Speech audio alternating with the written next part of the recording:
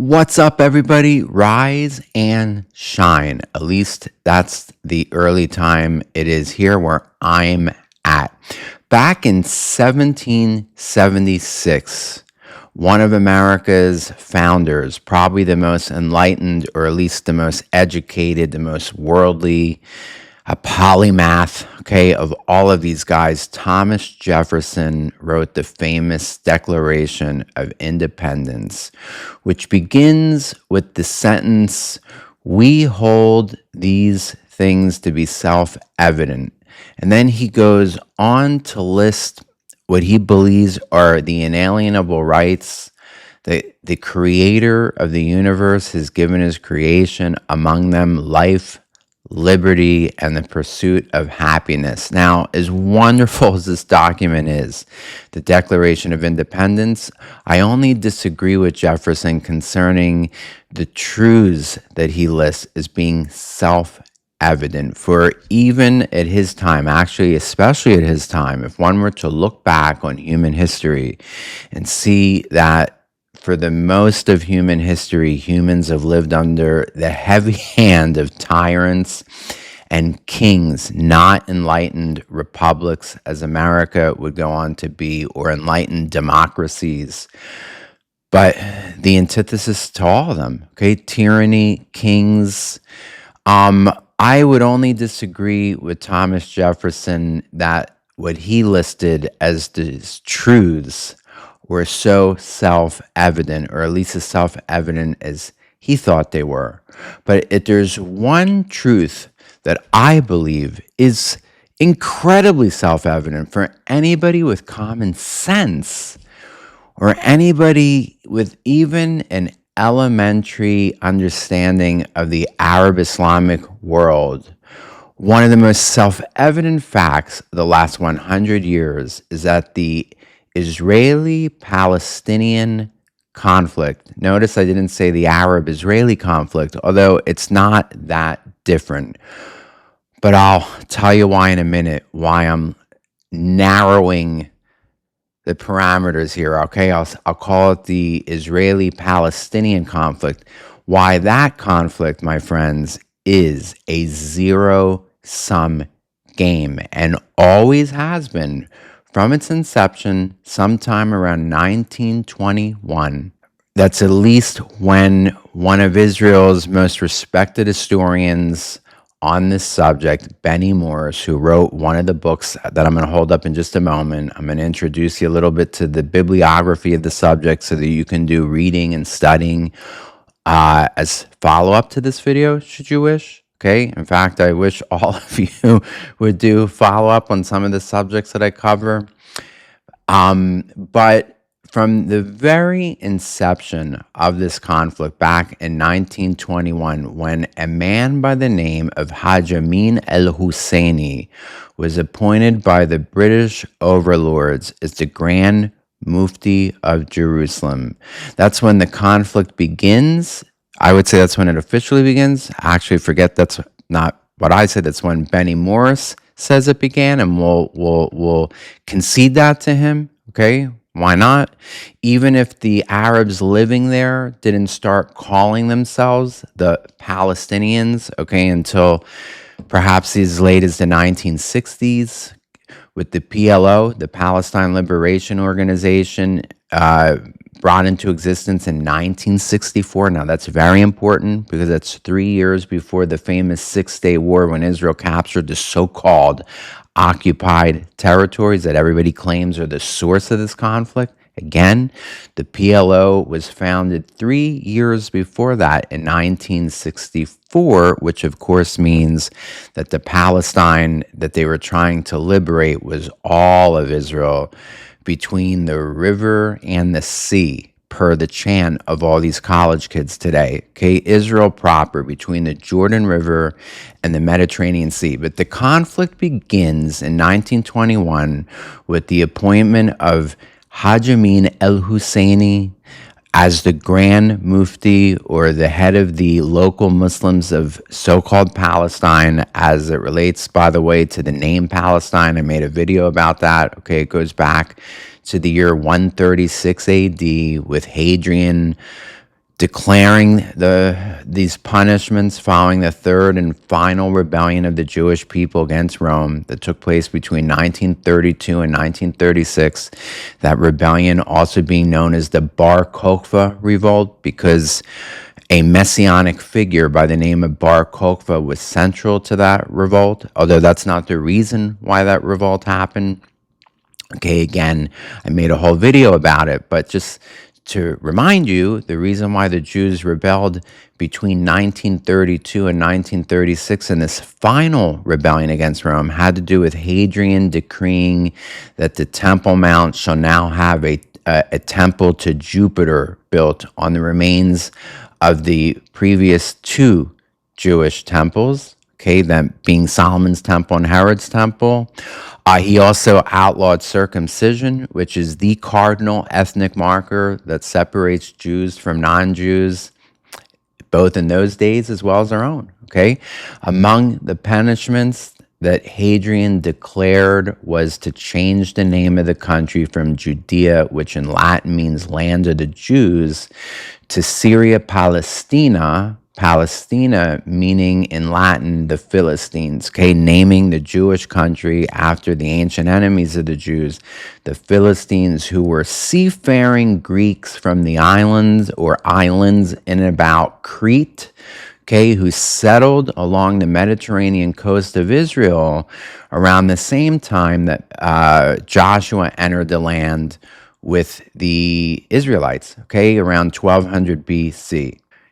And why did the Philistines arrive? Well, there was a collapse of their civilization, the palace civilizations of Mycenae and Crete, and these famous civilizations of Greece that basically came down not so far apart from the famous Trojan War, okay, that Homer speaks of.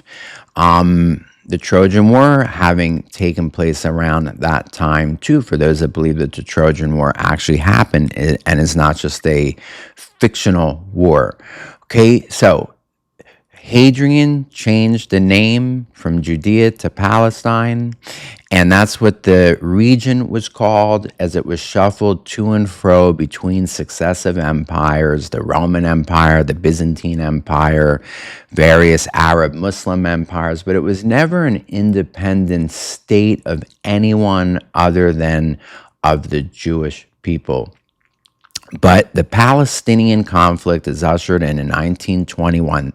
This is just 4 years after the declaration known as the Balfour Declaration, in which the British Empire declares that it looks with favor upon the establishment of a Jewish homeland in Palestine. But very shortly thereafter, the British learn that it's an impossible concept because the Arab Muslims reject it outright, and they always will, hence it being the unsolvable conflict. And then I've made videos about that, and of course I'll touch on some of that probably as this video continues. But very early on, the British learn that they basically have made promises to too many people that are irreconcilable. They promised the Jews a homeland, and they promised a family from what would later become Saudi Arabia, okay, the family that currently rules Jordan, the Hashemites. The British promised them also an Arab empire, an Arab superstate that would include the whole of what today is called the Levant. And in 1921, when the British failed to keep their promise to that family, the Hashemites, to the leader of the family at the time, Abdullah, when they tell him that so-called Palestine will be excluded from that, and in fact, it will be contained to only what would later become Jordan, or the Hashemite Kingdom of Jordan, the Arabs locally in Palestine realize that their fate is not going to be tied to this larger, revived Arab empire promised by the British, and thus begins a local Arab nationalism to compete with the local Jewish nationalism known as Zionism. So, The British appoint the Mufti, the Grand Mufti, Hajj Amin al-Husseini. He can be considered the very first leader of the Palestinian national movement. He is, in essence, their George Washington. And he was a rabid anti-Semite, not just a guy who wanted to assert his own people's independence, but he colluded with Hitler during World War II. Okay, during the World War II era, he spent his time in Berlin, where he transmitted, or broadcast radio shows from Berlin to the Arab world, trying to get the Arab world behind the Nazis, which was easy to do. They all fell in line. They agreed with the Nazi policy, basically to the so-called Jewish question. After all, if you get rid of the world's Jews, there'll be no longer a Middle East conflict. That same Hajj Amin al-Husseini recruited Albanian Muslims to help Hitler as he marched across those European lands that he conquered to basically round up the Jews who would, as you know, be shipped off to the concentration camps.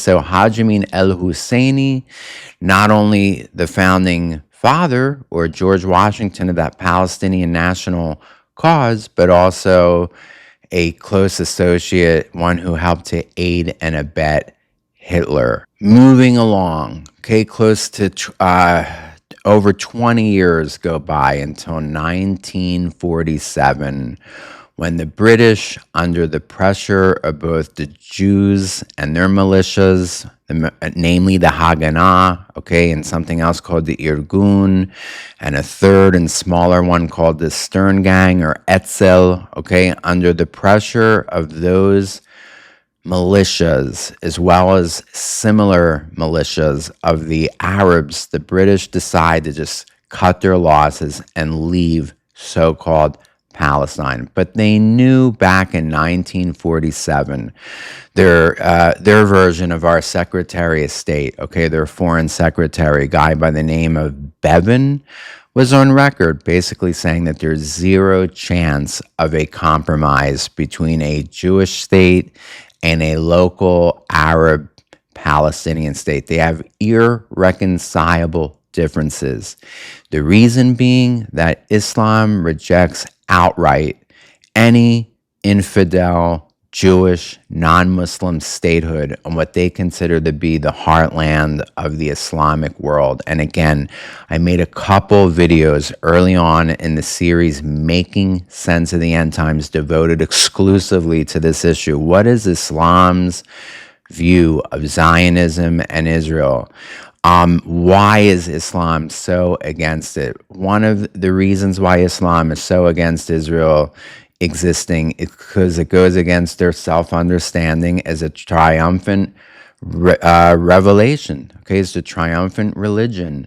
Islam, within just 2 years of Muhammad's death, conquered the remains of the two empires preceding it, the Byzantine Empire and the Persian Empire. Islam conquered basically all the way from India to Spain in just 2 years.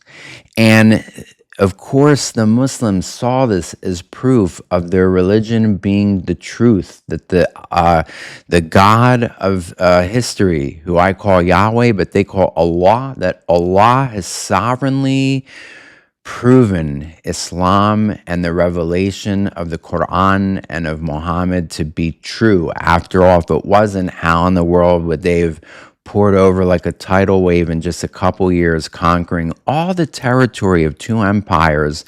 Those two empires took centuries to acquire.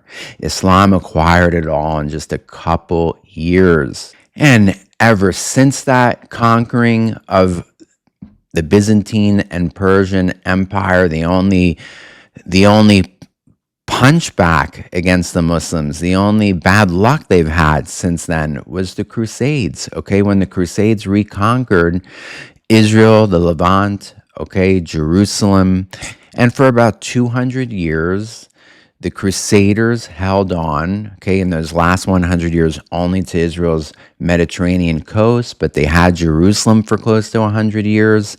And the Muslims eventually conquered, or let's say reconquered, the Levant, Israel, Jerusalem, and they see modern day Israel as nothing more than a modern day version of the Crusades or Crusaders. These just happen to be Jewish Crusaders, whereas the others were Christian Crusaders.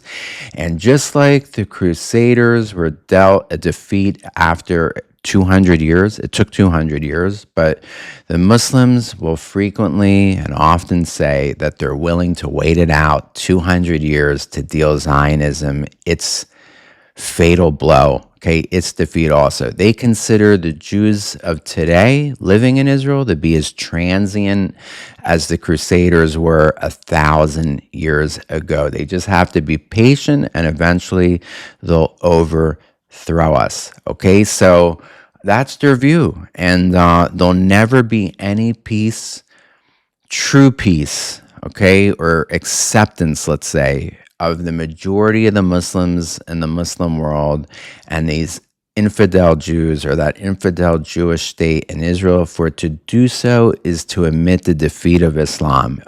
It is a punch in the face of the honor of the Islamic world. It is what it is, and few Westerners understand this. They never get it.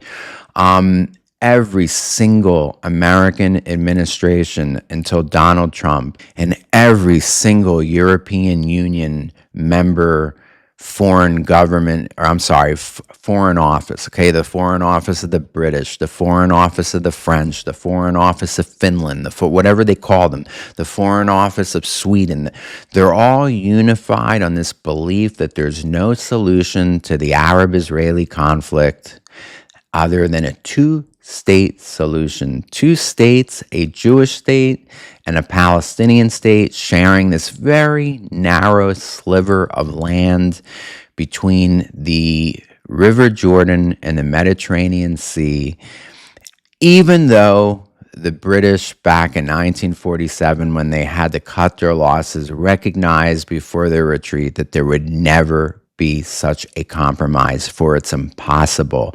It's not practical, and it's ideologically doesn't square with the sentiments of the world's Muslim population, which is over 1 billion people. Now, before I go any further, I did mention a guy by the name of Benny Morris, and I just want to show you a couple books here that deal with this subject, because I believe you'd be well served if you read both of these books, particularly the second book I'm going to show you in just a minute. The first book about the famous 1948 war in which Israel was born is called 1948. One second while I reach for this thing. Come on. Come on, baby. Here it is. The first book here is called 1948, written by Benny Morris. Okay? Benny Morris is considered to be one of many historians, let's say a handful of them, belonging to a class of historians referred to today as the new historians. Okay? These new historians who basically all came of age and wrote their books around the year 2000 belong to a genre of historians that question, or let's say re-question, the circumstances of Israel's birth in 1948. Namely, what they question is, to what extent was Israel responsible for the between 500 to 700,000 refugees that would later become the permanent, until this very day, the permanently bequeathed status of refugees, the Palestinian refugees. Before this wave of new historians in the early 2000s, it was taught by all Israeli historians, and in a minute I'm going to argue with you that they're not entirely wrong. I don't necessarily subscribe to this new historian approach, but that the overwhelming majority of what would become the Palestinian refugees fled what would become Israel in their own volition, on or in, whatever the right preposition here, own volition. In other words, Israel did not kick them out, but that they fled, the overwhelming majority. Okay, but later comes these new historians like Benny Morris that argue, yes, many of them left or fled on their own, but Israel also kicked out. Okay, now some historians, like a guy by the name of Elon Pape, who's probably the most radical of these new historians, he used to be a professor at the University of Haifa, but he would go on to basically renounce his Israeli citizenship, and today he's a professor somewhere in England, definitely a self-hating Israeli, okay? Wants nothing to do with Israel and doesn't even believe it should exist. What these historians argue is and the reason why I mention him is he uses the word ethnically cleanse, that Israel had a concerted plan to ethnically cleanse Palestine of its Arabs.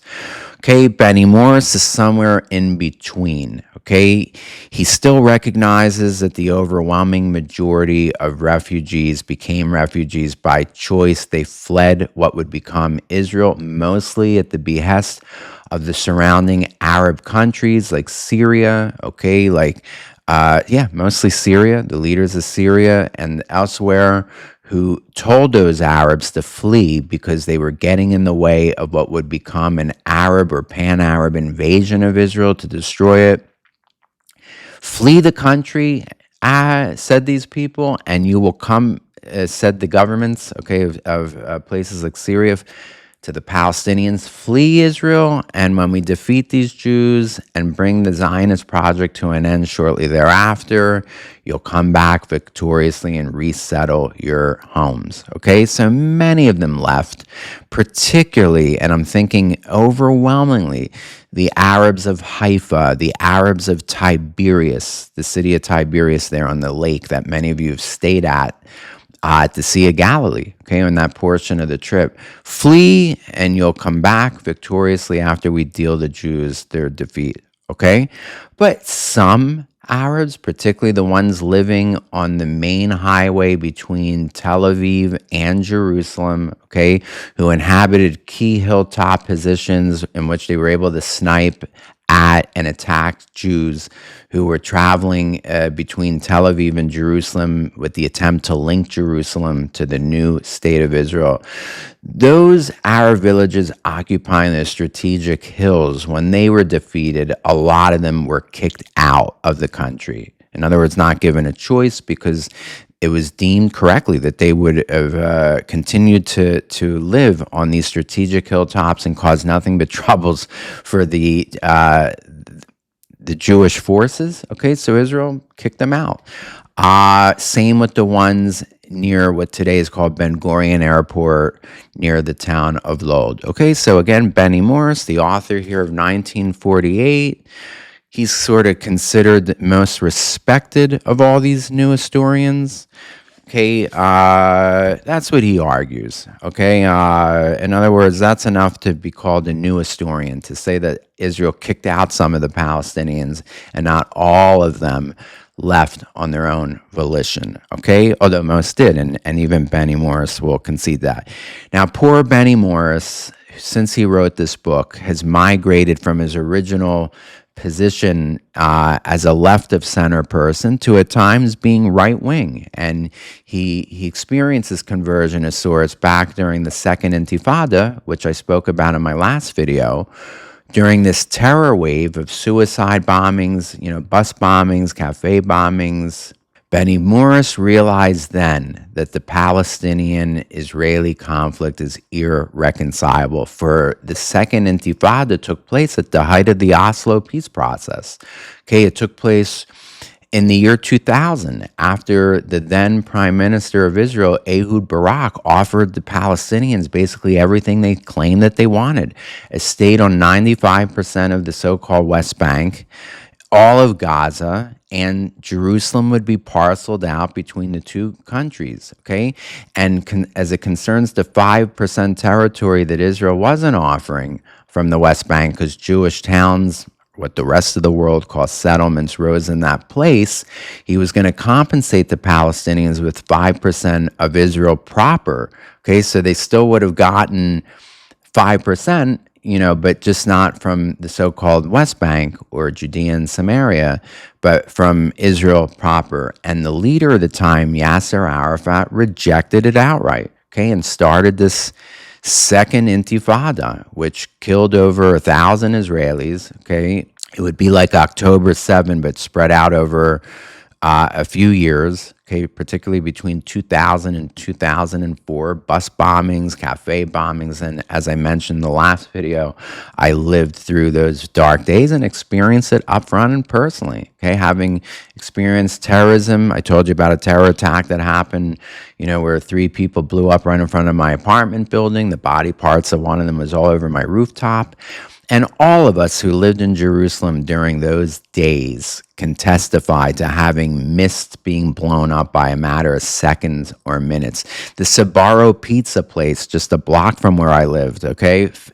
One of the most famous terror attacks, because 1 or 2 entire families were wiped out during that terror attack, happened as well. When I walked right by it only 15 minutes before on the way to the old city to get hummus and a haircut.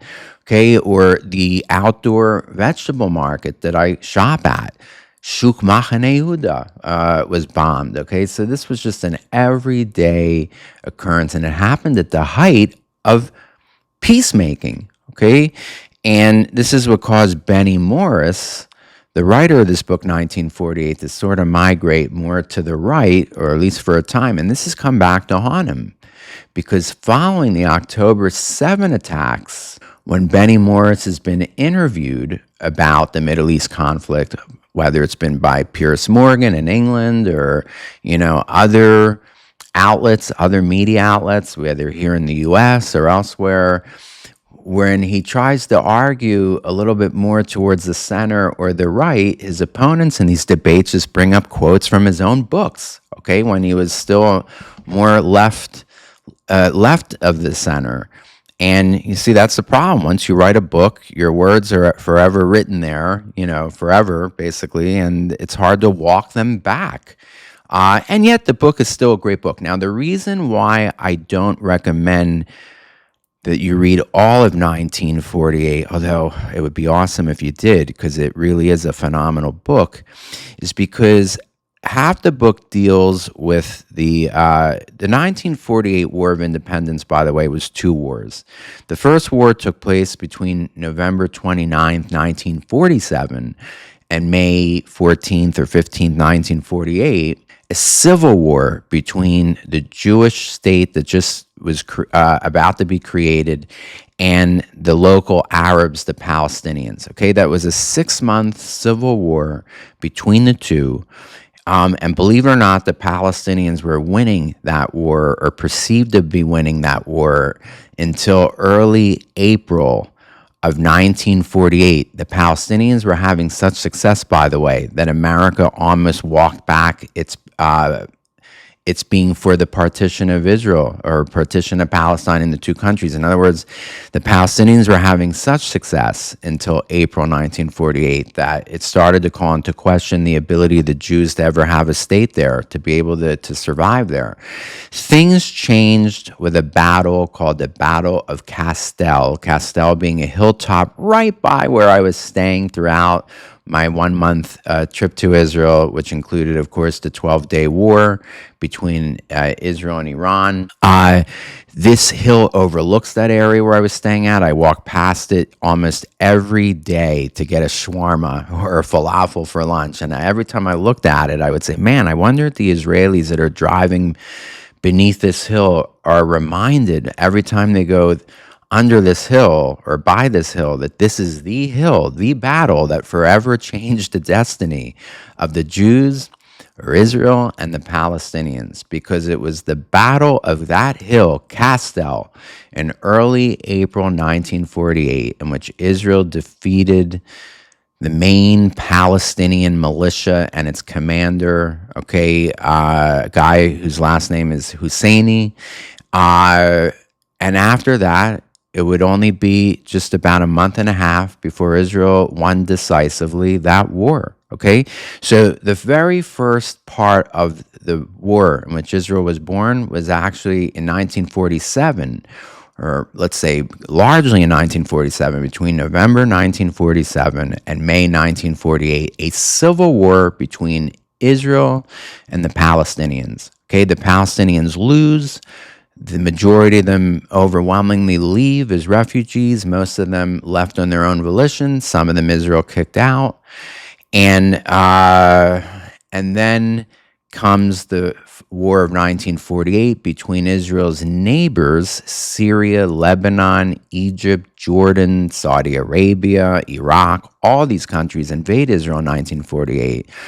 And it would take Israel another year or so to defeat them and thus be born, or let's say finally consecrate its independence in that War of Independence back in 1948. Now, why will you struggle a little bit with Benny Morris's book, even though I wish you would all read it, is because that war between Israel and its neighbors, okay, the invaders, Egypt, Syria, and all the ones I just named, requires a certain knowledge of the lay of the land of Israel. In fact, all war chronicles, all war books do, and that's the problem. You have to know the lay of the land, particularly the topography. You have to be able to envision the battlefield, to understand the play-by-play that the author gives for these battles. I'm a tour guide, so I know all the land of Israel pretty well, and I'm also a former Israeli soldier. So when I'm reading 1948, I personally am able to put myself in my mind's eye in the midst of all these battlefields. But for those of you who aren't tour guides or former Israeli soldiers, it's going to be a little harder to place yourself in your mind's eye on the battlefields that the author so deftly or skillfully describes, okay? Which is why I'm going to recommend to you, and I already have, by the way, on my Facebook page, okay, a couple months ago, for those of you that follow me on Facebook, the second book, Palestine Betrayed, okay, by one of the non-new historians, okay? In other words, this guy doesn't subscribe to that class known as the new historians of Benny Morris's kind, but this guy is just a regular historian, okay? His name is Ephraim Karsh, and he wrote this phenomenal book called Palestine Betrayed, which is entirely about that first of the two wars of Israel's rebirth, the one between the Palestinians and Israel that raged between November 1947 and May of 1948. And you do not need to know the battlefields. You don't need to be able to envision the topography and geography in a way that a tour guide and former soldier can, because he argues more conceptually. He gives the context, okay, in other words, what was just going on in the history behind the wars. In other words, the leadership of the Palestinians, Haj Amin al-Husseini, the leaderships of the leadership of the Jews. Okay, in other words, this is a history book that can be read without having intimate knowledge of the battlefield, and this is an excellent book. Both these books, okay, Ephraim Karsh's Palestine Betrayed and Benny Morris's 1948, they're both published by Yale University, which means, therefore, that this book is also highly regarded, even if its historian is not as celebrated by the left or by the mainstream media as Benny Morris is. In other words, Benny Morris is celebrated by the mainstream media because when he wrote this book, he was a man of the left, and therefore jives or fits in with the narrative of the left and the mainstream media, which is that there can be a two-state solution, that Israel's the aggressor in all this, that if Israel would only bend and respect the Palestinians and embrace them, that there would be happily ever after peace reigning in the Middle East, reconciliation, kumbaya, okay?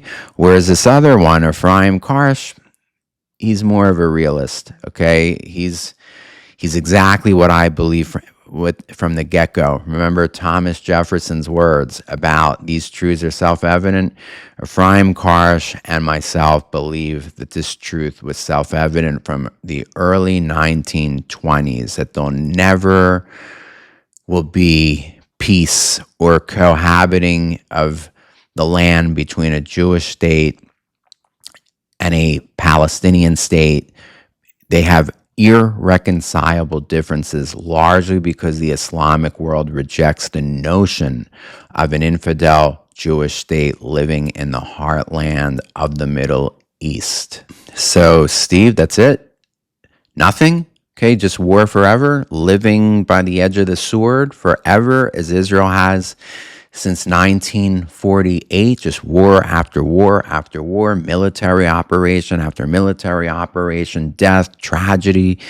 For those of you who've been with me to the Golan Heights, when I take you to the border of Syria, I name all of Israel's wars, okay? And I say to you, I'll try to contain them on my 10 digits here, and I don't, okay? Back in those days, before October 7, I got up to 12 wars. This October 7 war can basically be considered the 13th major military confrontation between Israel and its Arab neighbors. And therefore, Steve, are you saying that that's it? That's how it's going to be forever? Is there nothing that can be done? Well, there definitely will never be a two-state solution. And as unpopular that's always going to be, to tell that to our European friends and onlookers, or to the State Department, and I guarantee when Donald Trump leaves office, and it all comes down to what extent he'll be successful in thinning out the so-called deep state of the State Department, these careerists who've always been anti-Israel. If he doesn't thin out their numbers in the State Department as part of his draining of the swamp, okay, well, then I imagine that after Donald Trump leaves office, it will go back to that same old gong, that repeating chime, two-state solution, two-state solution, two-state solution, even though such a two-state solution will never be within reach. So, Steve, what's the solution? Well, over the last couple years, I have followed occasionally a professor from Israel by the name of Mordechai Kedar, and I only wish that he would make more of his videos in English for people like you, because he has a lot of relevant things to say. He's what they used to call in universities Orientalist, okay, somebody who studies the modern Middle East, although that name fell out of favor in the last few decades. So we'll just call him a professor of the modern Middle East, okay, speaks Arabic perfectly, fluently. Occasionally will be interviewed as representing Israel on Al Jazeera, to an Arab audience. And boy, his interviews and debates with Arabs on Al Jazeera are on fire. And sometimes they have English subtitles, and you should look for them on YouTube. Okay, Mordechai Kedar, he came up with this theory, okay, a couple years ago, that the only way for Israel to have any sort of peace with the Palestinians in the West Bank and Gaza is to make separate pieces with each Palestinian city with their tribal leaders on the model of the Emirates. In other words, on the model of the Abraham Accords with the Emirates, like Dubai and the United Arab Emirates and, Bahrain and all these type of countries, where the countries are led by tribal chieftains. So should Israel reach out and try to make peace with the various tribal chieftains of the Palestinians. And therefore, whoever the largest tribe of Arabs in Nablus, or what the book of Genesis refers to as Shechem, okay, where Joseph is buried, okay, just to help you know where that city is, okay.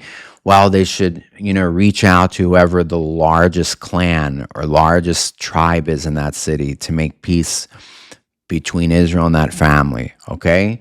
And likewise, and I'll mention Hebron, because Hebron, a city to the south of Jerusalem, again in the West Bank and the Judean hills, is ruled and populated mostly by one family, okay? So why am I mentioning them? Because others have been listening to this professor, Mordechai Kedar, in particular, the ruling sheikh of the city of Hebron has reached out to Israel and has basically said, we want to make a peace between us, Hebron, and you, and not have the Palestinian Authority or Palestine Liberation Organization, the two are the same, okay, represent us. They don't represent us. We don't consider ourselves to be part of some larger Palestinian nation, but rather we consider ourselves to just be Hebronites, and we will make a separate peace with you. Whatever happens between you, Israel, and the rest of the Palestinians, that's between you and the rest of them. But as for us and our town, Hebron, we want to make a separate peace with you, okay? This was published as an idea in the Wall Street Journal just a week ago. And when I saw it, I realized, wow, okay, this is really important. I don't know how much traction this will get in the news other than being mentioned here in the Wall Street Journal, but this may pick up traction as a story and as a concept, okay? Not a two-state solution between Israel and some governing Palestinian authority, and definitely not Hamas, but maybe separate peace agreements on the model of the Abraham Accords with different emirates, each Palestinian city becoming an emirate in its own right, and Israel sealing or signing peace deals with each of those emirates. I'm going to read to you a couple paragraphs from this article in the Wall Street Journal because I think it will sum it up really well. Most of you couldn't access the Wall Street Journal. I only have access to it because my brother has a subscription to it, and therefore I'm able to sort of leech off of his subscription. My brother has subscriptions to the Wall Street Journal, to the New York Times, all these things, and I therefore have access to them too. Okay, so the name of the article here, and I'm just going to read to you the first couple paragraphs. I will link the article to this YouTube video, okay, to below the link to my coffee page. For those of you that can link it, sometimes they give you, a minimum of certain articles you can read for free, which means you may be able to access this article. But if you can't access it, I will read the first couple paragraphs for you, okay? The name of the article here is called A New Palestinian Offer for Peace with Israel. Subtitle, Hebron Sheikhs propose to leave the Palestinian Authority and join the Abraham Accords. Wow, wow, wow. Okay, so for anybody who thinks that academics, by the way, have nothing really relevant to say or that their ideas never catch fire with the larger world, well, that's definitely not the case, as all this was sprung in the mind of the professor that I just mentioned, Mordechai Kedar, professor, I believe, at Ben Gurion University in Beersheba. Just like some of the ideas of academics, unfortunately, here in the United States, these far leftist Marxists, Islamist sympathizers, okay, have spread to their students who then spread it to society at large, okay? So for all the minimizing and mitigating what academics have to say, okay, sometimes what academics have to say really does matter and trickles down into the larger society, even though nothing this academic's saying, Steve the tour guide, has had such success in trickling down to the larger society. So just going to read to you a couple paragraphs here. The idea of a two-state solution for Israel and the Palestinians has never seemed more futile than in the months since October 7, 2023. But maybe that opens the door to a new way of achieving peace. We want cooperation with Israel, says Sheikh Wadi al-Jabari, also known as Abu Sanad, from his ceremonial tent in Hebron, the West Bank's largest city located south of Jerusalem. We want coexistence. The leader of Hebron's most influential clan has said such things before, as did his father, but this time is different.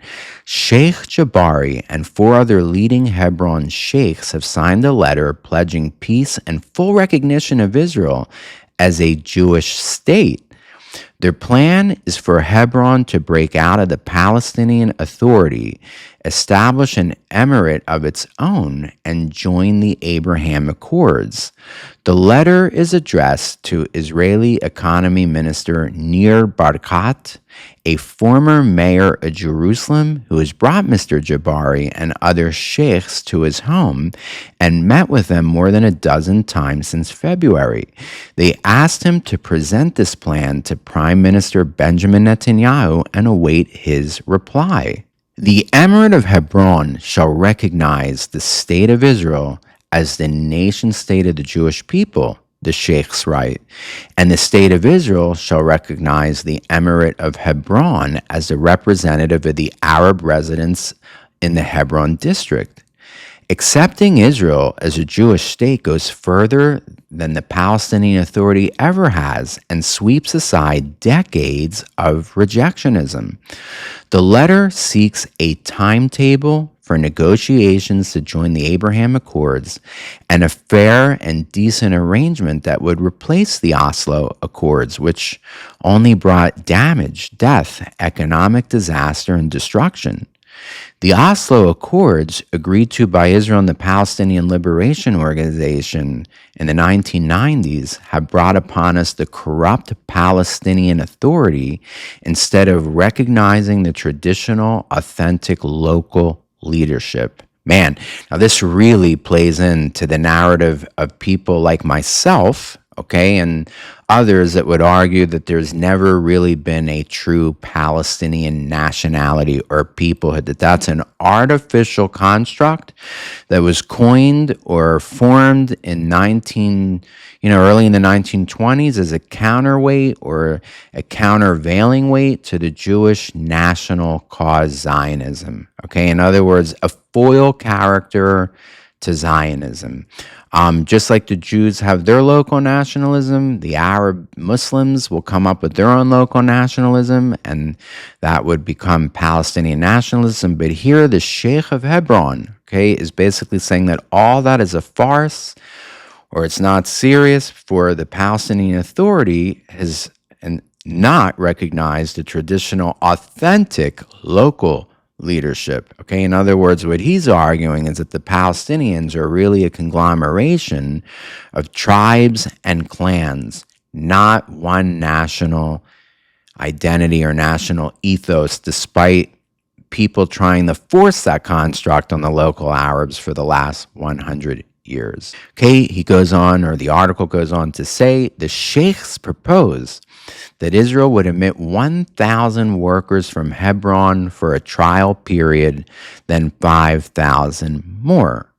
Okay, this is the mainstay of the Palestinian economy, is having, their people, their men basically work in Israel as construction workers primarily. Okay, that's what brings home the money or the dough to the West Bank. Since October 7's war started, Israel has had a blanket forbidding of any Palestinian laborers for coming into the country, and one can understand that, as many of the Palestinian workers that came to work on the kibbutzim that border Gaza ended up being spies, okay, collecting intelligence and basically helping that invasion of October 7 happen. Okay, we're talking about people that worked on these kibbutzim for 20 years, 30 years, where some of them are considered family members by these kibbutzim, and yet they served Hamas by, giving them intelligence on all the kibbutzim, their families, where they lived, all those things. Okay, so here, what the sheikh is proposing is that as a trial balloon, Israel will agree to take 1,000 male workers from Hebron,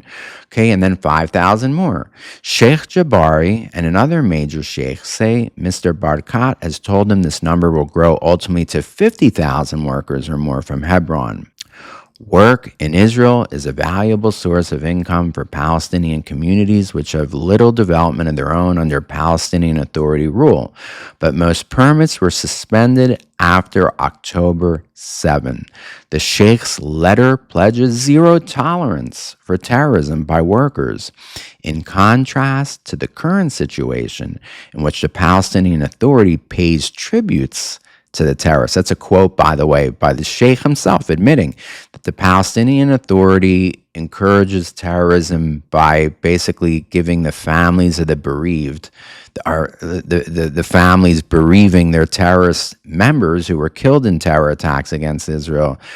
The Palestinian Authority pays them for the rest of their lives as families, okay? It sustains them financially for having a martyr belong to the family. Well, here the Sheikh is saying that's not going to happen under our rule, okay? Mr. Barakat says the old peace process. Okay, this is the former mayor of Jerusalem, and he's referring to Oslo, the beloved peace process, the Trojan horse, if you will, that unfortunately was bamboozled, in my opinion, forced on Israel through trickery by Norway, by Shimon Peres, and by others in the world. Okay, well, that peace process has failed. So the new thinking is needed, says Barakat. He's been working with the knowledge of his Israeli government to explore possibilities with the sheikhs. A senior Israeli source says Mr. Netanyahu has been supportive but cautious, waiting to see how the initiative develops. The timing may be out of his hands now that Sheikh Jabari is extending the olive branch in public. So that's all I'll read for now. It's a long article. In fact, if you listen to the article, it says it will take about 15 minutes to listen to it. Okay, so it's a long article. It's a good article, and I will link it to the links beneath the video, okay, in the extended description of the video. But that's what's being floated now. And it started in the head of a professor named Mordechai Kedar, whose YouTube channel I follow. The problem is he only speaks in Hebrew, even though I know he knows some English, but he doesn't feel confident speaking it apparently, and therefore most of his videos are in Hebrew. Thankfully, I know Hebrew, and therefore I followed him for the last couple years, and this plan that was hatched in his head seems to have taken off and may be gaining traction. So what may happen in the months and years to come is no longer the two-state solution, for that's been forever, folks, discredited.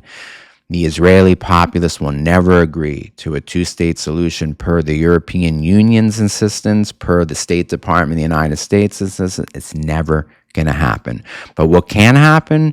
This expansion of the Abraham Accords between Israel and each Palestinian city, which is governed or demographically dominated, its population of each city by a various Palestinian tribe.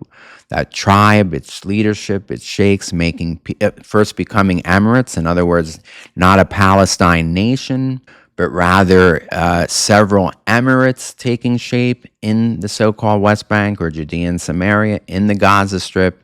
And by the way, Israel's armed the largest such clan in Gaza recently. The last couple months, Israel has disseminated weapons, okay, to the largest clan in Gaza in order to help them fight Hamas, to shake Hamas off the strip, okay, or at least from governing the strip as a monopoly. And we're seeing already some street battles between that clan in Gaza and the governing Hamas, okay? So that's possibly what Gaza will look like following the war.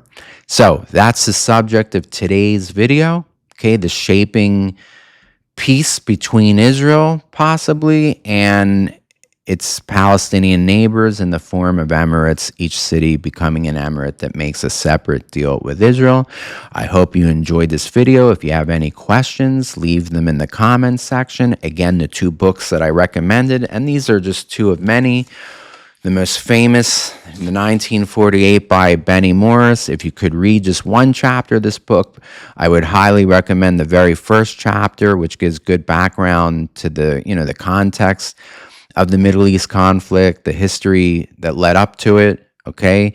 You can probably get this book from your local library if you still believe in libraries and library cards in the age of digital media, okay, and Kindle books. I know that this book is available in the Kindle. I looked it up on Amazon, okay? It's worth reading, if anything, for its first chapter.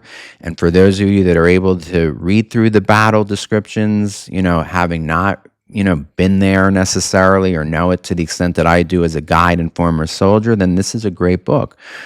The second book I recommended to you, Palestine Betrayed by Ephraim Karsh, in my opinion, is the better of the two books for the layperson, even though they're both published by Yale University, because this one is mostly about the context rather than the battles themselves, okay? Great book, Palestine Betrayed. I just read it for the second time, and I will probably read it in the future a third time. Okay, there's certain books that I consider so important that I master the information that I read them several times. So here's that book as well. I hope you have a phenomenal weekend. Thank you for spending your time with Steve the Tour Guide. If you want to treat me to a cup of coffee, as some of you have over the last couple of weeks, for which I'm very grateful, and I want to thank you for your generosity. You can do so by way of the link to my Ko-fi page below the video in the extended description to the video, where I'll also link this Wall Street Journal article. All right, that's it for this episode. This is Steve the Tour Guide signing off, wishing you well. Bye-bye.